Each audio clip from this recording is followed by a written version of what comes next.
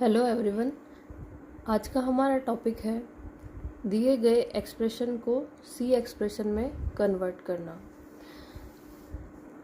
यहाँ एक expression given है। अब हम इसे सी एक्सप्रेशन में कन्वर्ट करने के लिए एक प्रोग्राम लिखते हैं। Write a program to calculate the following expression.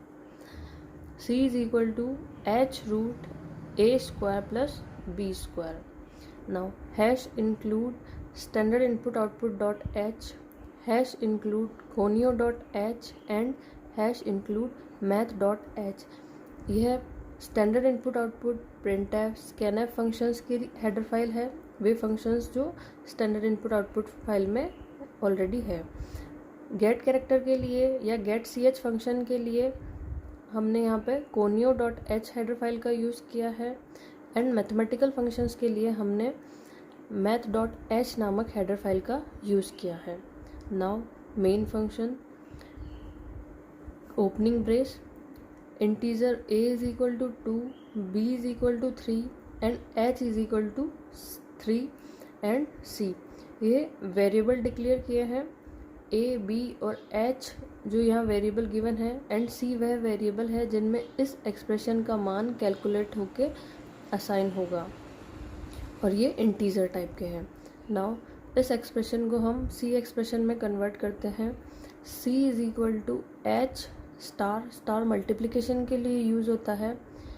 SQRT जब रूट हटेगा तो हम यहाँ SQRT का यूज़ करेंगे। देन ब्रैकेट a स्क्वायर को हम a स्टार a लिखेंगे प्लस b स्क्वायर को b star b, then bracket close and semicolon. हर स्टेटमेंट जो है हमारा यहाँ सेमी कॉलन से एंड होगा। नाउ अब इस रिजल्ट्स को प्रिंट कराने के लिए हम printf फंक्शन का यूज़ करते हैं। इस एक्सप्रेशन की वैल्यू कैलकुलेट होके सी में स्टोर हो जाएगी। देन प्रिंट कराने के लिए printf \n न्यू लाइन के लिए यूज़ किया गया है।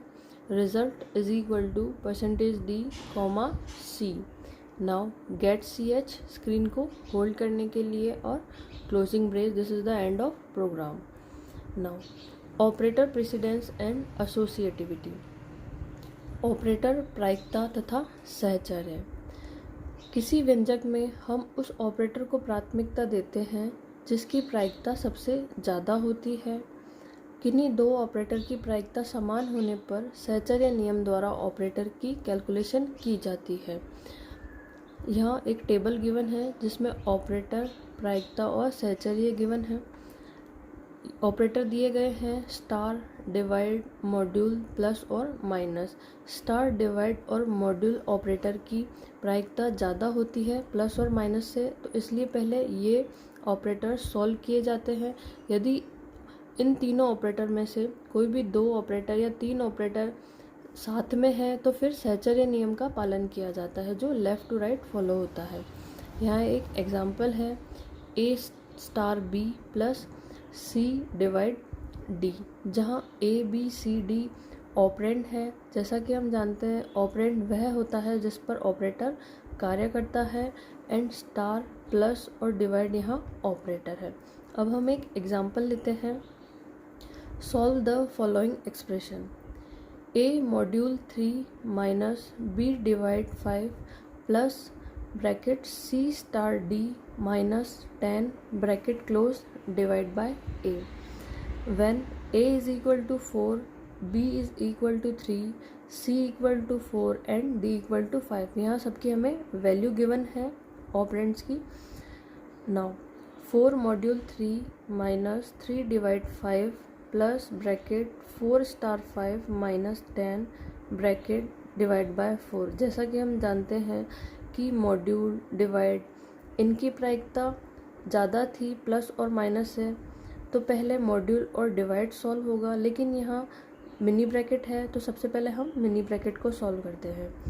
4 module 3 minus 3 divide by 5 plus bracket में 5 multiply by 4 is equal to 20 minus 10 bracket close divide by 4।